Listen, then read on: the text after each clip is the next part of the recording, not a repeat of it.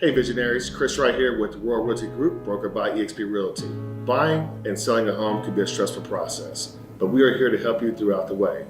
Feel free to reach out to us on all social media platforms at Royal Realty Group TX. Now enjoy the show with Cuff and Mo. So first of all, I have to apologize. I was trying to make it to that event a couple weeks ago, and I was just sitting still on the tollway, just moving at a snail's pace. And I know you had called, and I was sitting there like thinking, like, Kingsley's going to call me, wondering where the hell I am. And you weren't the only person who called me. And I was just on the tollway. I left my house damn near 2 hours before the event was actually supposed to start, and it was just not in the cards that day. But I'm glad to hear that you had a good time. Yeah, it was a good time. It was a good turnout. There was a lot of people there that we got to meet, a lot of connections. It was pretty good for you to be there as well. But, there's going to be plenty of other events, and, we'll go from there. Yeah, we definitely have some things to discuss for sure.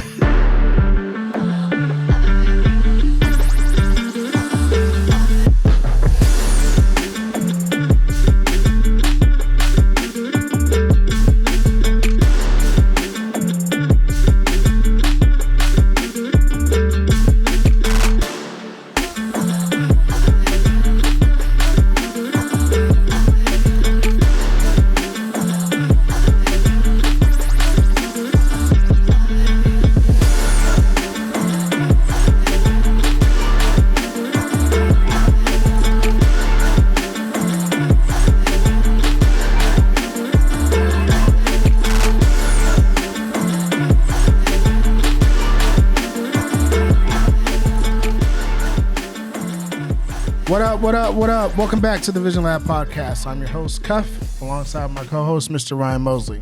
The TheVisionLab is the official growth mindset podcast for all visionaries worldwide, showing mad love to the cigar community. It's here in the lab where we uncover people's visions and dreams and how those dreams actually come into reality. Yo, Mo, I'm excited. I know you're excited. We get to talk about money. Oh, man. Very, very excited. Who we got on the show, bro? Today's guest is a native of Houston, Texas. Yes. He is the managing partner at Pius Capital Group in Fort Worth. Yes. Please welcome Kingsley Umeh to the TheVisionLab podcast. Thank you. What up? How we doing, King? Doing great. Great. Thanks for having me. Absolutely. First of all, I love the name, the fact that it's Kingsley, but I can call you King. And it's a nickname. Yeah, that'll work. I answer either way. How are you, sir? Doing good. Can't complain. First of all, appreciate you being flexible, being on the show. I told Cuff, I was like, I met this dude named Kingsley, met him through LinkedIn. We actually sat down, broke bread. I was like, we need to have him on the show. Yep. Told him, gave him 30 seconds. He was like, cool, set it up. So appreciate you, sir. This being the TheVisionLab podcast, and you and I have had plenty of other conversations, and we'll get to that too. But when you hear the word vision, what's the first thing that comes to your mind? Fruition. Really? Yeah, fruition. I mean, that's where it starts, right? You want to see it in your mind's eye, and then after a while, it's going to play out. Yeah, So. That's good. So it's funny that you asked that question, right? I mean, obviously it's the TheVisionLab, so it makes sense that we kind of start from that perspective. But you go all the way to the end, which is the culmination, the manifestation, the realization of a vision, and to you, that's the definition of it. So why do you go all the way to the end? Well, I mean, you've got to see the end of it, right? Okay. You've got to know where you're going, right? I mean, you get into a car, you just don't get into a car, right? There's a destination of where you need to go. And so, you get your directions, all right, I'm going to make a left here, I'm going to make a right here, do I need to stop and get some gas, or whatever the case may be. Right. So, you know the ultimate goal, then you know how to back up to do the things you need to get there to get to the end. I love it. It's a roadmap. I told you it's going to be good. Oh, it's fire. Let's go. I'm ready, man. I'm on it. Let's do it. So for those who have never heard your voice or seen your face, right? You're the managing partner at Pius Capital Group, but just a little bit about who you are, right? You're the managing partner of a capital group, but in layman's terms, what does that mean? Well, it means that you own it, right? It means you're responsible for the organization. You're responsible for what happens top down, making sure that the vision is implemented and that it actually gets to the end results. In terms of what we do and how we do it, is that more what you're asking for? Or? Yeah, I think we're going to get into that more specifically. As it relates to the job itself. Yeah.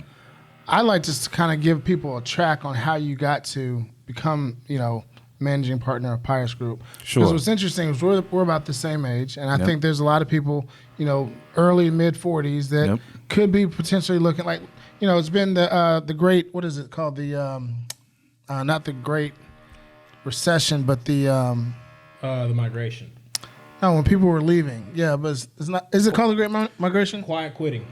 The Great Migration. Quiet quitting, Quiet quitting, Great Migration. All this stuff is going on right now because, COVID really unveiled and showed us a lot of things that you can work from home, you can start your own business, et cetera, et cetera. Sure. So now you're in this space, right, where people are looking to pivot, to get out of their industries and do their own thing. Sure. Right? Yeah. And that speaks to you because that's what happened with you. Yeah.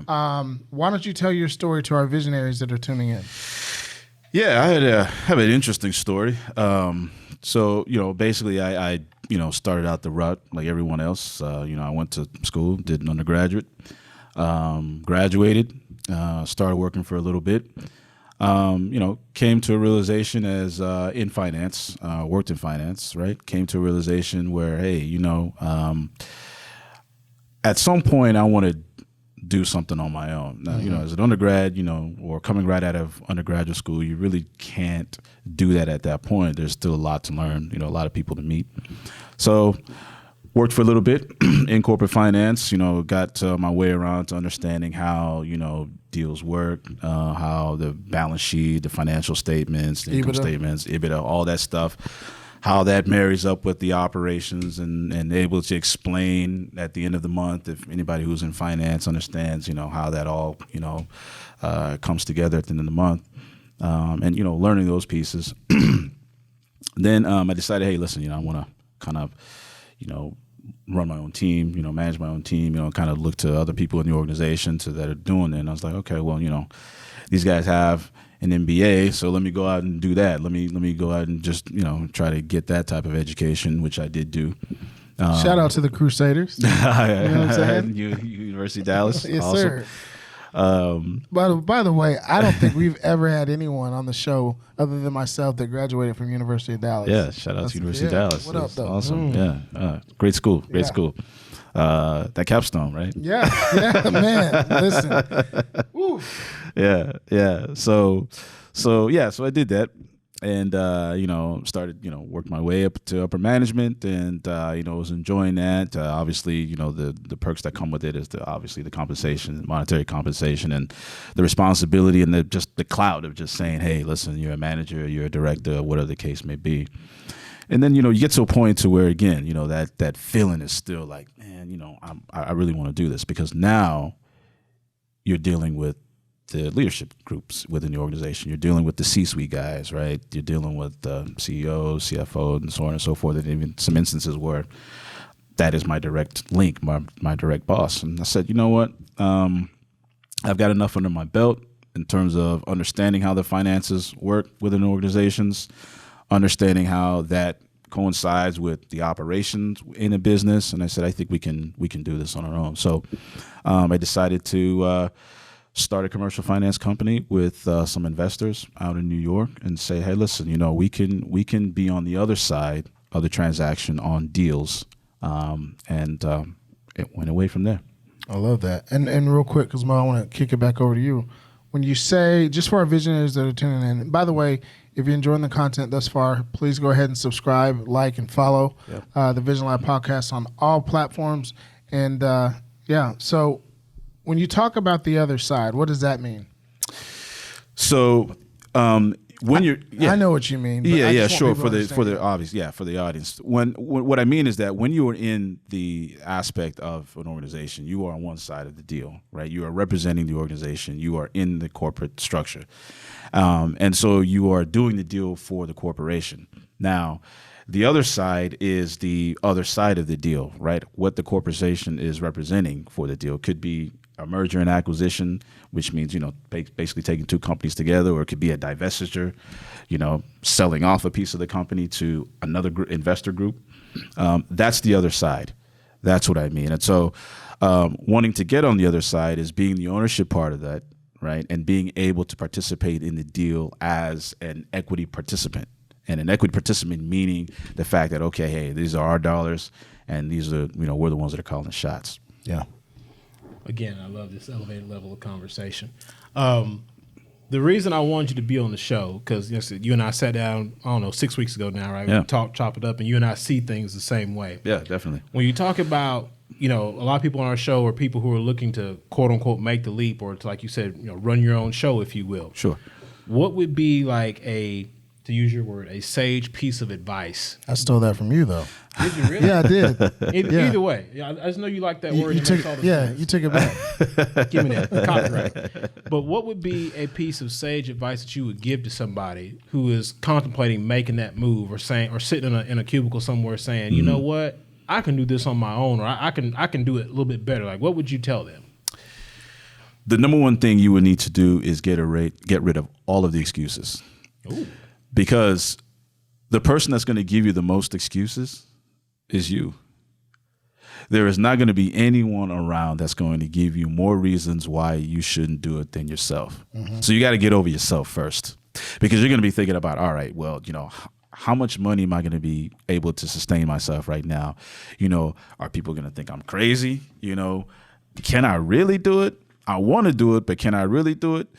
If you've got the mindset that this is something that you actually want to do, regardless of what it is, I don't care what you do, right? If you want to go out and do it on your own, then you can do it. You've already got 90% of it done, but you've got to get out of your own headspace. What did it look like for you when you thought to yourself, okay, Kingsley, I'm clearing out all room for excuses? Like, what did that process look like for you? Because we call it the Vision Lab, because what you just said is the symbolism of you going in your individual lab, like you closing the doors and shutting everything out. So what did that process look like for you? I went through the same processes. I mean, because, I've got a family, right? And, there's some things that, there's some responsibilities as a father, as a husband, right? You got to think about those things.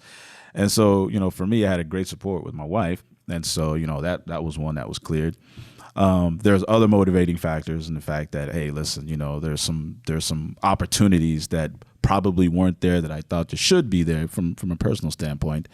And once I got over that perspective, once I got over all of the personal excuses, I went ahead and just said, let's just do it, and went ahead from there. Do you believe that it's a lot more satisfying to work 70, 80 hours for yourself versus working 40 hours for somebody else? I don't think he was working 40 hours. I'm talking about when he made his transition. I don't think he was working 40 yeah, hours. when you work in finance, you're not working 40 working 40 hours. hours. You're I'm sorry for those of us who don't work in the finance world. I don't work in finance either, but he was a senior VP. Yeah, well, yeah. So, to answer your question, because it's your time. You're operating in your own space. 2-3 hours go by and it's nothing, because you're making deals, you're writing contracts, you're talking to clients, and it's nothing from that standpoint, because you own your time when you're in business for yourself. I know a lot of people that may not necessarily be looking to transition out, right? Yeah. I think a lot of our conversation stems in that direction.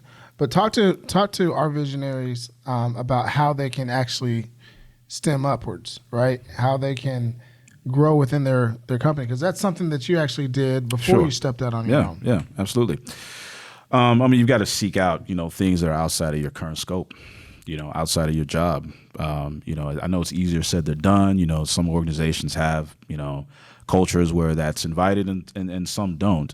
And for the some of the organizations that don't have that culture, you got to cultivate that culture. Just say, hey, listen, what projects can I work on that are, that I'm not involved with? What's going on within the company outside of, whatever it is that I'm doing, outside of my regular day to day, just understanding those things. And, sometimes, these guys that, are running some of these companies, if you come and show interest, they'll take interest in you too. And so by doing that, you're showing, some initiative. You're bettering yourself because now you're exposing yourself to something that you're not, accustomed to doing, which is what running a business is about, right? Yeah. Every day is new.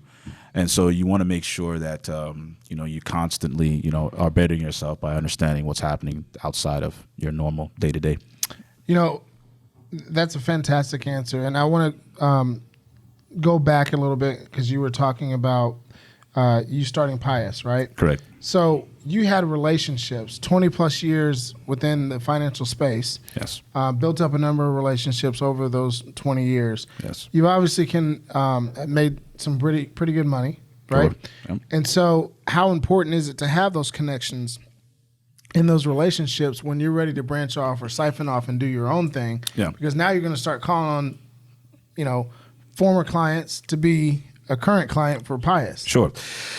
I mean, in any kind of business ownership, relationships is key. That's the number one thing. I mean, you have to leverage networks and leverage the people that you know and whatever it is that you're doing. So yeah, it was important for me to understand because, you have to start somewhere.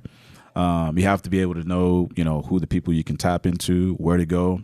You've got to have some kind of mentor somewhere that can kind of show the ropes. So yeah, absolutely.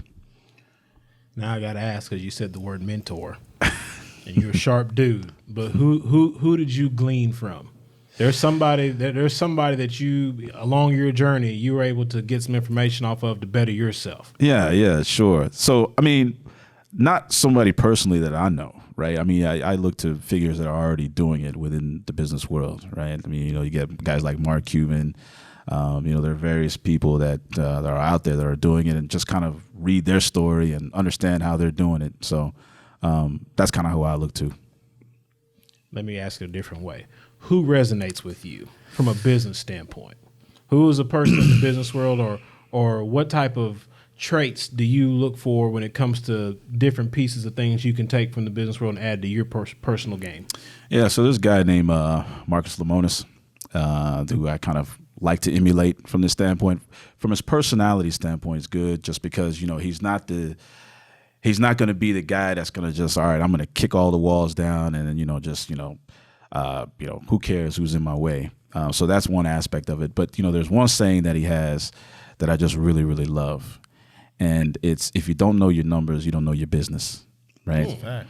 And you could be doing something for 30 years, but if you cannot tie it down to what is this product cost and what are the components of that product cost, to understand what that margin is supposed to look like, then you really can't fully explain what's happening with your business. And so Marcus Lemonis makes a big deal about that in terms of how he educates entrepreneurs out there. So I kind of looked at that.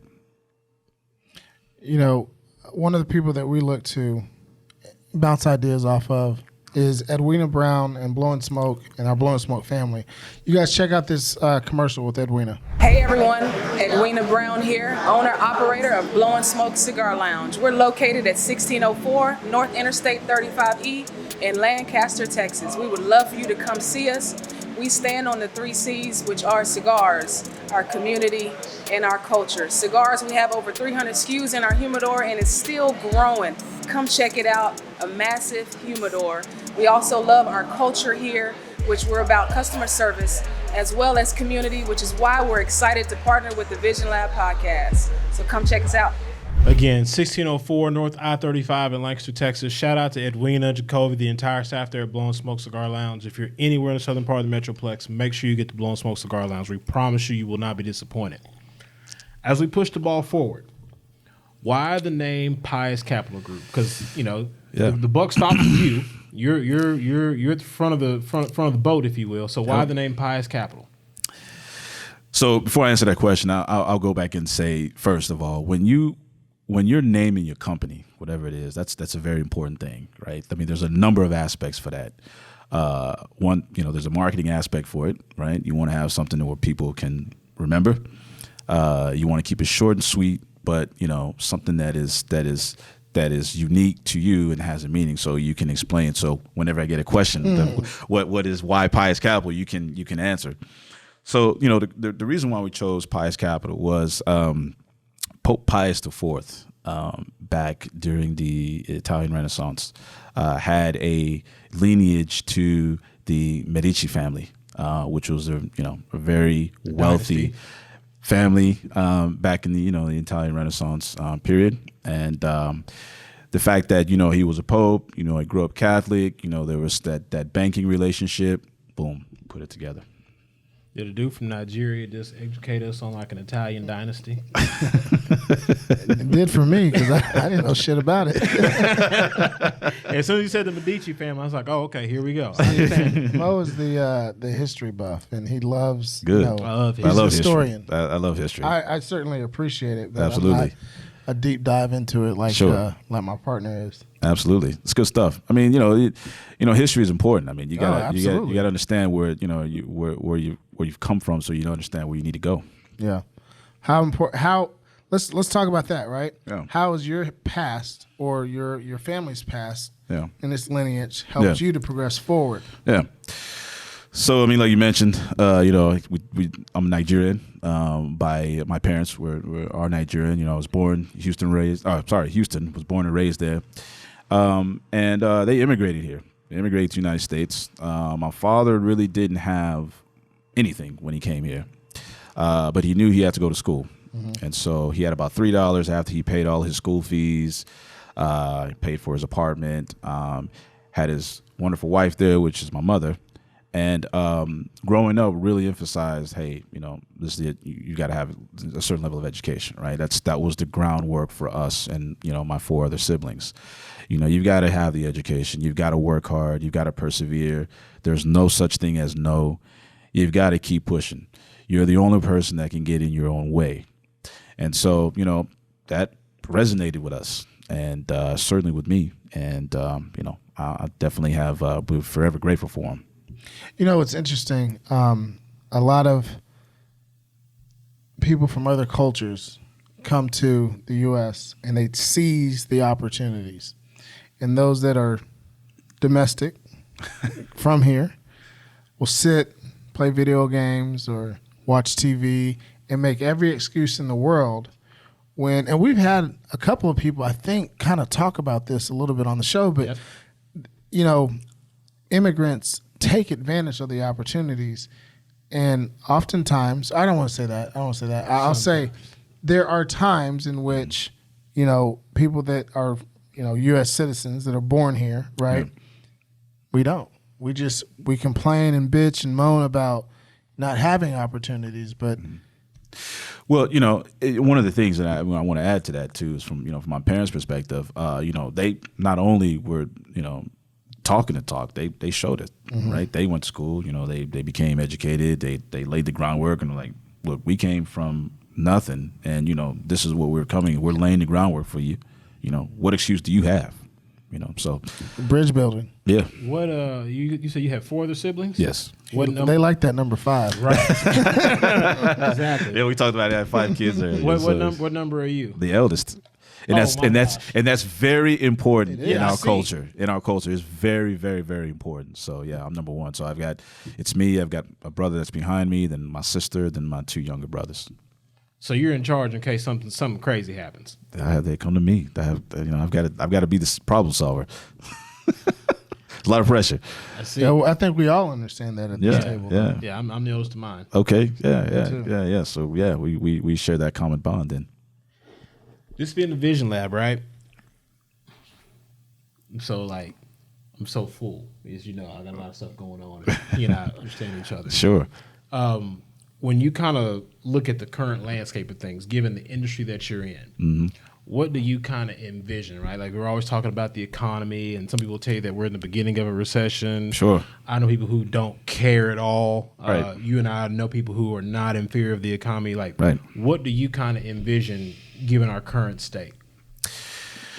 Well, I mean, as a part of the United States, we're pretty resilient, especially in this state.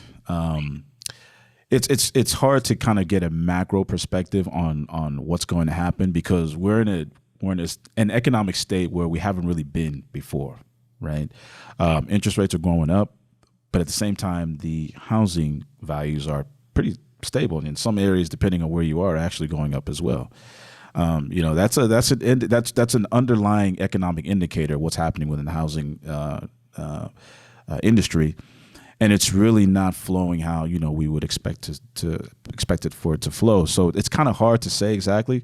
I will say that there's optimism within the business world, right? I mean, there's deals that are still being made, there are investments that are still being made, and so people aren't scared from that standpoint.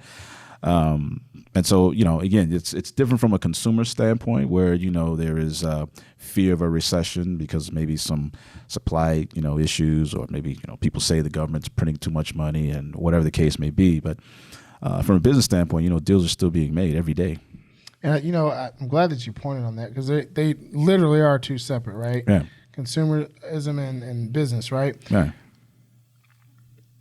Business is still being done. And I think we learned through COVID because business shut down, and that is when it got really, really scary. Sure. Things can shut down on the consumer side of, but if it shuts down on the business side, which is the whole logistics issue, that we've been dealing with for 18 months or so, right? Like that's a big deal. Sure. Which is obviously affecting the cost of a lot of our foods and so on and so forth. But how do we navigate through these waters right now? Well, from a business side or a consumer side? Both. Well, from a business side, there's nothing to change, at least from what we're doing, right? There's still people out there that need our services, right? There's still people out there that need capital. That's the lifeblood of any organization, right? So, we're still seeing a lot of activity there. From a consumer side, again, it goes back to the economic indicators or the underlying aspects of those indicators that we're in a space that we haven't really seen. CPI is what it is, consumer price indexing, where, it's a confidence in terms of where people are, and people are worried. The job market is still very strong though, right? Yeah. So it's like, okay, they're saying there's a recession. The federal government has increased rates exponentially here in the last few months. A couple of basis points. I don't know how many basis points now lately. 75 at one point. Yeah, so it's just really hard to say. It's interesting. I'm not trying to sidebar or get on a tangent, but we talk about the job market being so strong, but I look around and this is in Dallas, right? Yeah. You can drive around. There are plenty of open office spaces, yeah, plenty of industrial spaces that are vacant or not occupied, or right, low percentage of occupancy rate. Yeah. You can go to fast food restaurants at every turn and see hiring. Right. But then at the same time, you're wondering, well, why is everybody hiring right now if there aren't any jobs? Well, that goes back to what I was saying. We're in a place where we haven't really been. Weird time. It's a strange time because the things that you usually can see, all right, you're looking at that graph, you're like, all right, well, we're about to hit, this, or something else is going to happen. I think from a job perspective, I think COVID, I know COVID changed the whole landscape in terms of what people do. That whole time of just being at home created a lot of creativity for folks, where they have taken the opportunity to, really just say, hey, listen, you know what? I'm not going back to the office, right? It gave people the freedom and the space to think. Absolutely. And to really be like, oh, okay, I've got 3 to 6 months of working out of my house. Right. And everyone realized too, I can get my 8-hour job done in like 4.5 or 5, and I can take the other 3 throughout the day in bits and pieces and really focus in on what it is that I want to do. And some people figured it out. And like you said, they ain't never going back to the office. I was reading some stuff where people were subcontracting their job. Oh, wow. And working on whatever they wanted to work on. They were still hired. Yeah, I've seen that. Super. Right. And just subcontracting their work so they could, It's work arbitrage. Yeah. Basically is what it is. Yeah, I like that. So let me shift gears real time. One time. Sure. Have you ever experienced failure? Yeah. What did that look like for you? It's very painful. It's very, very painful. Specifically? Yeah. I've been fired for a job. Okay. Join the club. And there was one point where I was fired from every single job up until I became an adult. Yeah, it's but you learn from it. You pick up the pieces. You ask questions, and you move forward. You have to move forward, right? You have to be able to understand. Okay, I'm actually coming out of this better than how I left it. because of, those situations. And so, and then you've got other aspects of it in business. You have a deal that you're expecting to go through, you're working, and, you're putting in all the hours, you're making the calls, you're trying to make it work, and then it falls through, right? Just falls apart, right? Yep. So, you got to make sure that you're bouncing back from that too, right? Because, the meter's still going. And what I mean by the meter, I mean all the expenses that are coming with that, right? And so you just got to keep going. Yeah, exactly. And so, and the pipeline, is costs too, right? Customer acquisition, client acquisition, all that stuff. So, yeah. So when you and I sat down a few weeks ago, you talked to me, talking about COVID, how it changed the game, right? You were talking about office space and things like that. Yeah. What are like some of the core tenets that you believe in, not only necessarily as a businessman, but just as a person? Mm-hmm. What are some of the core tenets that you try to relay or make sure that your team is aware of in regards to like how you want things done? Like, what do you stand on? Yeah, I mean, you've got to stand on professionalism and treating people right. I firmly believe that, people work with people that they like. You go such a long way when you're courteous and you're respectful of people. You automatically get their respect, and you empathize with whatever it is they're going with. And sure, you want to get the deal done. Obviously, I mean that's why you're there. That's why the relationship is there with whoever you're dealing with. But at the end of the day, you're dealing with a human being, and human beings gravitate with things that they're comfortable with, what they like. So if you create an environment where people like you, then you get a lot more done. And so I try to cultivate that within myself, the people that I work with, to show the utmost respect with people. So I think that's one of the core things. Honesty also comes along with that as well, because at some point, the business world is a very small world, right? And you have a reputation of, okay, this guy is just going to say whatever he wants to say, or this girl's going to say whatever she needs to say to get the deal done. That's going to follow you at some point. So, honesty, and then, being respectful of people, and, it's the old saying, treat people how you want to be treated, No, I completely agree. And I think it's a lost art, today, because we live in a day and age in which you really don't have to talk to anybody anymore. Everything is automated. Yeah. Or you can text. Yeah. And it's for me, I kind of feel like, and we're a year apart, I think. Yep. But I feel like we're sometimes trapped between two varying different. What am I trying to say? We're trapped between two very different generations. Yeah. Right. And for those Zennials or whatever the group is after Zennials? Gen Z. Oh, okay. Gen I was Z. like, they got another one coming up here? I'm like, man. Yeah, for the Gen Zers, and then you got the millennials, and like for us, we're probably right there in that fringe, even though technically we're considered a millennial. Yep. But the ability to connect with a person is fading and fleeting pretty fast. Yeah. The emergence of the TikToks and the Instagrams, and I mean those are great social media mediums. Yeah. But it really stifles our ability to connect, interact, and effectively communicate, and look at a man in his eye and have a conversation with him, or a woman in her eye and have a conversation with her. Yeah. So I just agree with those core tenets, man. Yeah. I'll just touch on that real quick. I mean, if you want to go out and do anything on your own, or whatever the case it is, I mean, you got to be able to talk to people. You've got to be able to sit down and find some kind of connection and talk to people. You can't be on your phone all the time. There's got to be that face to face. Absolutely. So it's funny because we're talking about the exponential explosion of technology, and especially in our world, automation. Mm-hmm. And we have this background in the digital marketing world. And before I got completely out of it, I remember my company the last company I worked at was running a campaign for a company. They had automated, let's talk about the machines are coming. There was a company out there, there is a company out there that is going to automate making fried hot wings. Wow. So that scene in Coming to America, next week I'm on fries. It's gonna be two people in a restaurant. in your favorite wing restaurant. Like, get ready. There's going to be one person who might handle cash transactions, and who knows what cash is going to look like down the road. Yep. There's going to be one person controlling an app and a battery pack for the machines. Yeah. You will put your order in online, and the machine will get your wings, drop it in the basket, let it cook, shake it off.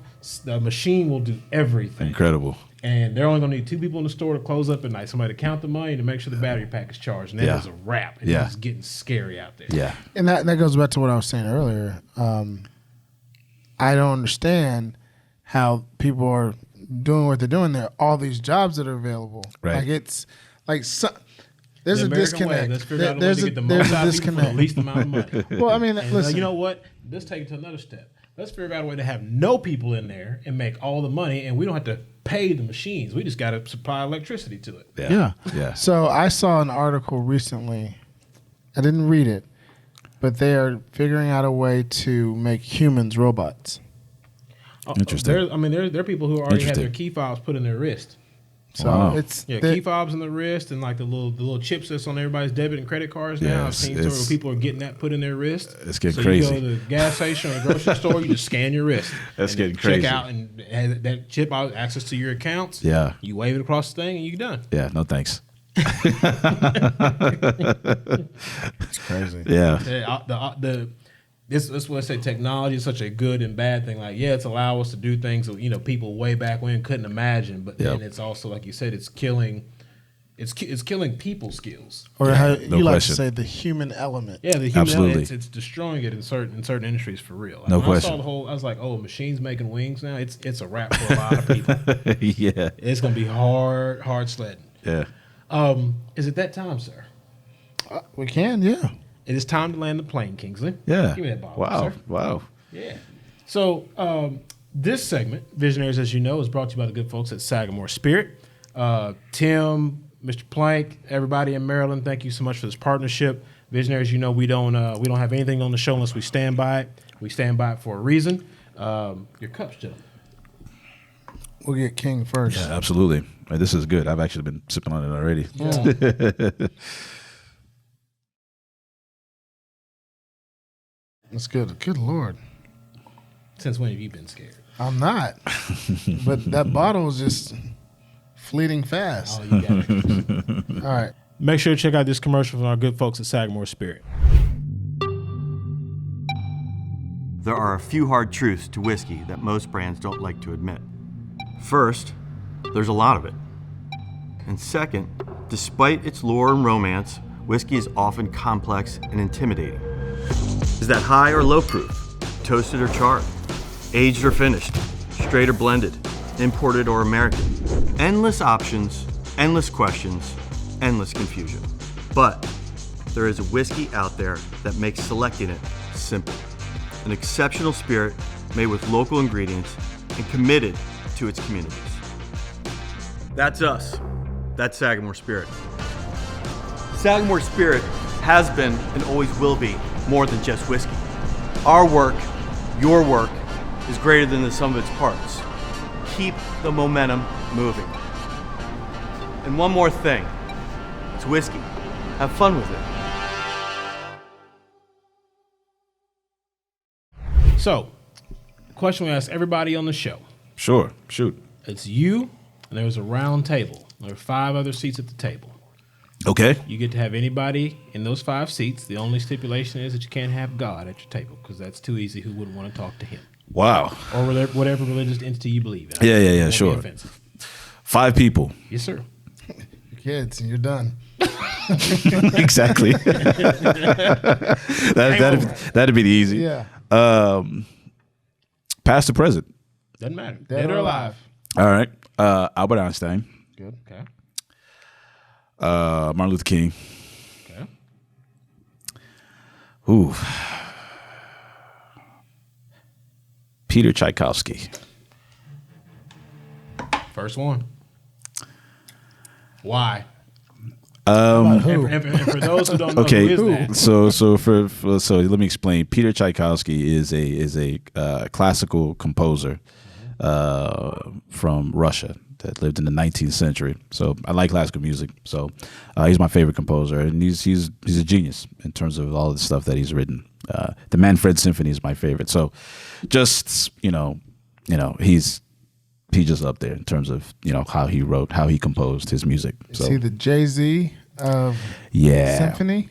Or is he's up there. He's up there. I mean, classical music, spans 400 years. Yeah. So, but he's definitely up there. So yeah. So what did I say? I said Einstein, Martin Luther King, Peter Tchaikovsky. I think Abraham Lincoln is probably one, and then I'd have to go with Barack Obama. That's not a bad table at all. Yeah. Not a bad table. Yeah. I'm trying to think, because I love when people pick, People we haven't heard. Yeah, from well, not only that, of. but like different, from different walks of life. Yeah. So you had two presidents in there. Yeah. Yeah, that's a good one. Yeah. Tchaikovsky, never heard that one before. Yeah. Kudos to you, sir. Yeah. So, Kingsley, do you have any social media? If any of our visionaries want to follow you or get in contact with you, how do they do that? Pious Capital, all of it. Yeah, so obviously we have a website, www.piouscapitalgroup.com. That is our website. We are on LinkedIn as well, Pious Capital Group. I think they're working on a Twitter account, so it's Pious Capital Group as well. I'm not sure the handle. They do answer. I can personally answer. They do answer. So I mean, the best place is www.piouscapitalgroup.com. So you'll find us there. So what's the long-term vision for Pious Capital Group? Yeah, so obviously we want to continue to supply capital to a variety of industries in that area. We ultimately want to get into the investment arm of things as well. So we want to house that shop under us and the development piece of it. And so we want to grow into that aspect and really incorporate that type of business. I want to talk about, because I don't think we've had the opportunity to dive into Pious Capital itself, right? Sure. Yeah, sure. So would it be fair to say that you're a capital lending company? Yeah. Okay. Yes. So do you have minimums? Like, how much revenue do I have to produce per annum? Or what if I'm a brand new company and I'm looking for, a loan or money? So the interesting thing about what we do, we're debt capital providers, is that each deal is unique on its own. They're completely different, right? Even if you're coming in and your partner wants to do an equipment financing deal, or your other partner wants to do a startup deal, or somebody that has a healthcare company, no two deal is the same. Obviously, there are underwriting parameters, right? I mean, that's the risk assessment for whatever deal that's coming through us. But there's no one size fits all. It's really unique to each individual kind of deal. It's individual. Each industry. There's a lot of different things. Correct. Okay, so you mentioned underwriting. Correct. And I'm sure somebody's watching this and they're saying, "Hey, I got a business. I make these cups, and I want to reach out to Kingsley and say, hey, I want you guys to back my vision, right? Of cups. Sure. We just started." And you say, well, great. You fill out this, you do what you got to do. It goes into underwriting. Correct. What does that mean for those that don't understand that? So it's really just an assessment on how you can sustain or hold the debt that you need to borrow. So take the same example, right? You come to us, you need $500,000, right? I don't know, because you need to buy, more inventory. You need to, equipment to, manufacture some of that. We would then look at, okay, you have X amount of revenue. That revenue is building Y amount of profit. You have, Z amount of expenses that go against that revenue and that gross profit. And then here's this debt that's being put upon the business, right? We would then do what we would call a cash, ratio, right? Basically, okay, at the end of all of those expenses, right, just to keep it simple and high level, can this business sustain the debt? And that's basically how we would. That's correct. Yes, that's how it kind of is in a nutshell. There's a lot of moving parts, obviously. Sure. We're going to water it down, obviously. Sure. But, and I know I kind of asked this, but I just want, if anyone reaches out to you, right, we'll drop your social media at the end of the show. But sure. if they reach out to you and they're brand spanking new, do they have a shot at working with Pius Capital? Or do you have to show revenue over 6 months to a year? I mean, we have programs where we work with startups. I think it's important, right? I mean, the thing about Pius is that we're a private lending institution. We're not a bank.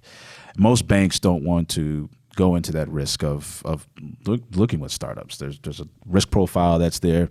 We do. We have programs that could work with startup companies. I think it's important to have those. You got to start somewhere. Which is funny that you said it because somebody helped you get started with Right, Pius. right. It's exactly right. That's exactly right. And I don't know if we talked about this, Mo, but how long has Pius been, So fully operational about a little over a year. I mean, it's been a long time project, but just fully operational about a little over a year now. When did you know it was going to work?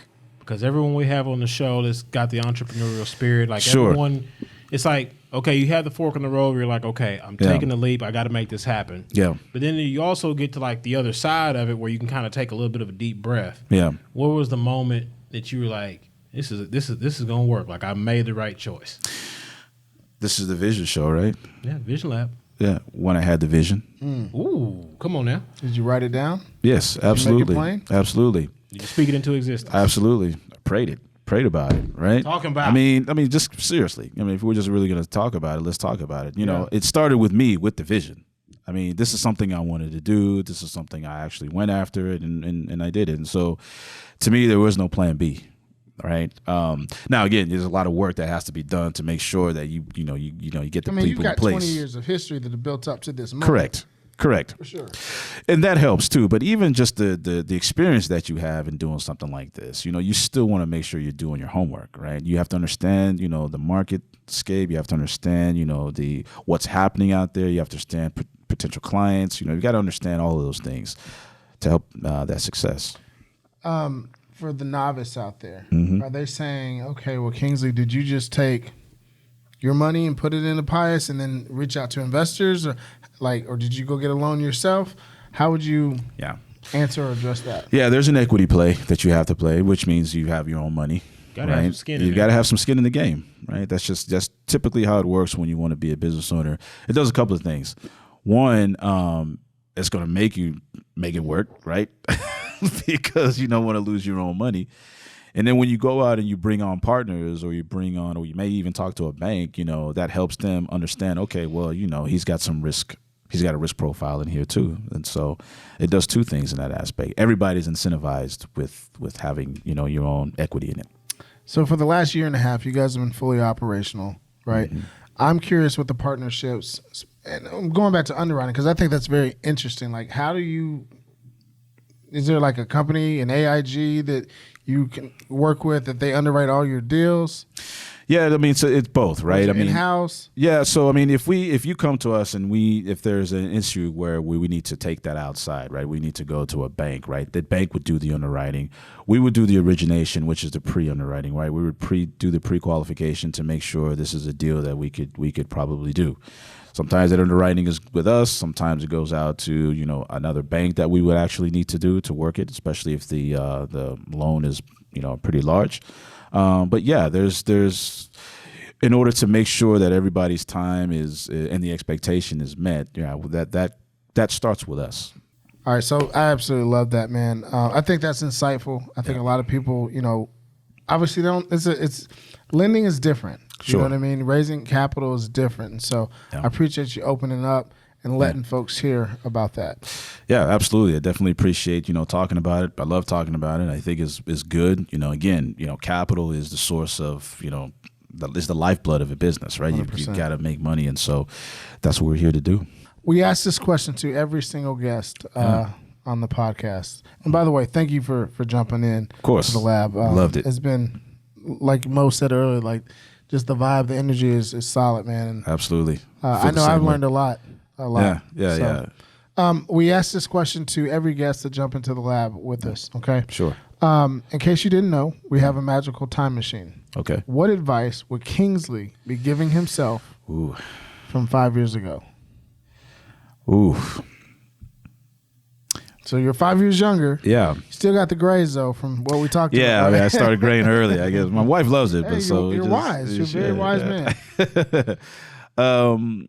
don't wait. That's got to be like the number one Family Feud answer that we hear on the show. Don't wait. Get started sooner. Yeah. Do it now. All Yeah. that good stuff. Yeah. I mean, I wish that started earlier. I started at a good time. I started at the time I was supposed to start. Right. It's true. But yeah, I would be like, hey man, now. Yeah. I love that. Yeah. All right. Now we're going to fast forward the clock 5 years from now. Sure. Okay. Yeah. What advice are you giving yourself? What advice is the older version of yourself giving you today? So 5 years from now, somebody that myself is coming back to me now. He's looking at you now and saying, "Okay, Kingsley." Ooh, okay. So that's a good one because that first one's easy. Right. I haven't thought about what my 5-year-old from now self would say. Well, not 5-year-old, but 5 years from now would say. Oh, that'll be interesting. I don't know.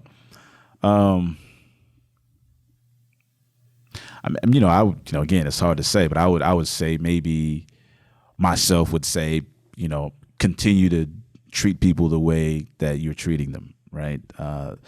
Those good things and those good habits have paid off. I guess that's what I think. It makes you think, doesn't it? Yeah.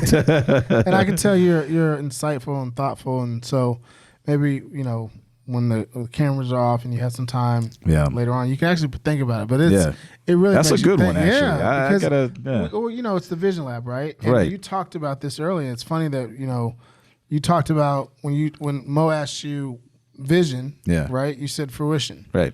And so you're going to the end, right? And here we are. Yeah. Now we're going to take the end and bring it back and make it look at you and say, well, what's the end? I like it. So I like it. It's pretty deep. Yeah. It's pretty deep. Let me personally attest, right? So I met him like 6-7 weeks ago now at this point. We chopped it up, and he said, look, he and I agree on some stuff. And he's like, you check in with me every single Monday. Yep. And to his credit, every Monday I've called him since then, and he's been Johnny on the spot. And I appreciate that. Yeah, absolutely. We work in the industry. A lot of people say a lot of stuff, but then when it comes to it, they're nowhere to be found. And literally since the day I met him, every Monday I call, and he answers the phone and says, what's up? And we chop it up for 5 minutes, 10 minutes, doesn't matter. But every Monday he's there, and I really appreciate it. Well, one of the things for me is, again, relationships are very important to me, right? Because you can never stop learning. Right, I don't care if you've done whatever, if you've got 20 businesses, or if you're still in high school, I can learn from that dude that's in high school. That's right. That's the way I personally feel. No, you can. I mean, I coached high school for 4 years, and hand to God, I mean, I learned from my students then. Sure. And some of them I still have great relationships with, and I learn from them now. Yeah. So I don't, this idea of because you're older, you're wiser. Right. Ain't always the truth, man. Right. Yeah, you can learn from anyone, and so I definitely appreciate those calls we have every week. They're very enlightening, and I'm sure we'll continue those. Well, again, thank you for adjusting your schedule and making it work with us. Yeah. Appreciate it. It's my pleasure. I told you it'd be a good one. Ladies and gentlemen, my name is Ryan Mosley. He is Ryan Cuffey. Thank you again to Kingsley Umeh, the managing partner of Pius Capital Group in Fort Worth, Texas. Absolutely. And we will see you guys next week on another great episode of the Vision Lab podcast. Take it easy. Blessings.